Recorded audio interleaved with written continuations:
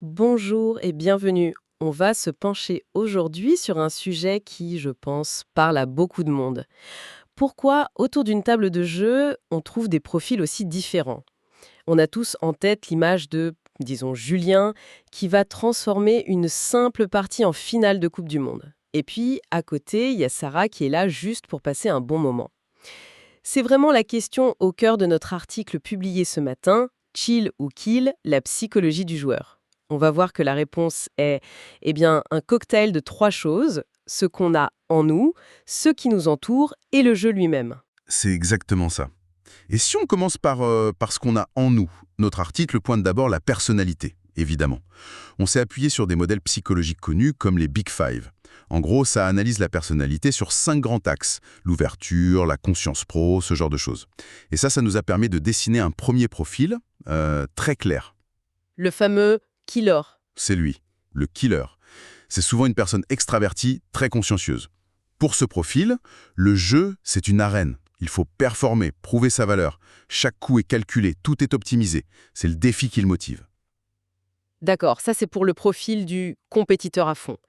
Et à l'autre bout du spectre, dans l'article, on parle d'un profil qui, au contraire, fuit un peu cette compétition. Absolument. On les a appelés les bisounours, ou les chill, si on préfère. Leur trait dominant, c'est ce qu'en psychologie on appelle l'agréabilité. Pour eux, l'harmonie du groupe, c'est la priorité.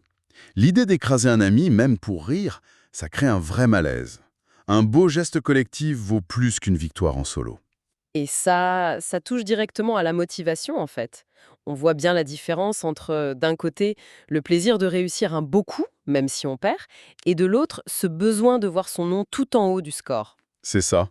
La première, c'est une motivation intrinsèque, le plaisir du jeu lui-même. La seconde, elle est extrinsèque. Elle est tournée vers la récompense, la gloire, le statut. D'accord, donc une partie de la réponse est en nous. Mais j'imagine qu'on n'est pas killer si. L'environnement doit jouer un rôle. Ah oui, on le devient. En partie. L'éducation, c'est un facteur énorme. Si on a grandi dans une famille où tout était un prétexte à la compétition, ben, bah, il y a de fortes chances que ça déteigne sur notre manière de jouer. C'est drôle, ça me fait penser à mes parties de Monopoly en famille. Ça finissait toujours mal.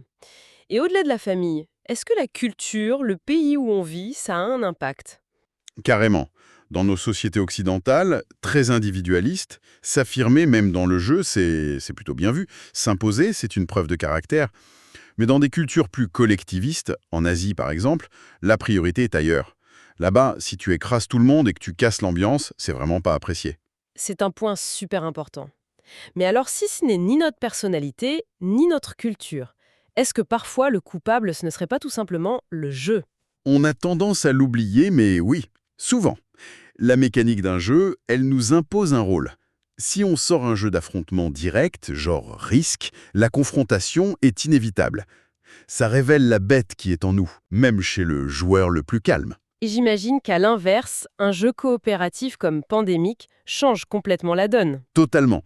L'adversaire, ce n'est plus la personne en face, c'est le jeu, c'est le système. Et c'est là que notre article révèle un truc assez contre-intuitif sur la performance. Ah oui? Raconte. On a découvert que la coopération, en fait, permet d'être tout aussi performant que la compétition. Vraiment? Oui, mais sans tout le stress physiologique qui va avec. Autrement dit, jouer avec les autres, c'est aussi efficace que jouer contre eux, mais c'est bien meilleur pour les nerfs. Et pour l'ambiance. Alors si on résume, ce n'est pas juste une question de caractère, en fait.